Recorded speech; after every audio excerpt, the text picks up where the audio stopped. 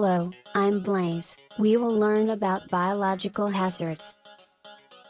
A biological hazard is a biological substance that poses a threat to the health of living organisms, primarily humans and animals. This could include a sample of a microorganism, virus or toxin that can adversely affect human health.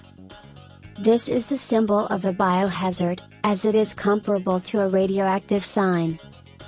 In case of a radioactive hazards, it may cause skin cancer and cardiovascular disease due to atomic blast and electromagnetic radiation.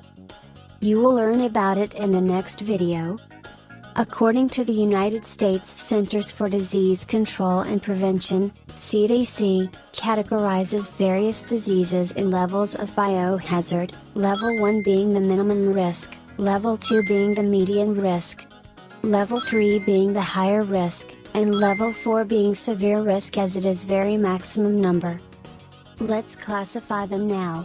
In Biohazard Level 1, bacteria and viruses including Bacillus subtilis, canine hepatitis, E-coli, and chickenpox, as well as some cell cultures and non-infectious bacteria.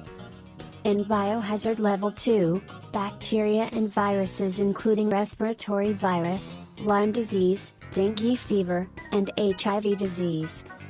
In Biohazard Level 3, bacteria and viruses including anthrax, H5N1 virus, tuberculosis, and the COVID-19 coronavirus as these recent years began. During COVID-19 outbreak, you people are allowed to wear your surgical masks to cover your nose and mouth entirely.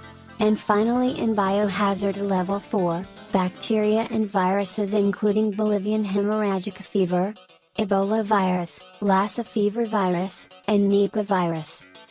To prevent biohazards, there are lots of hospitals and chemists everywhere in our country.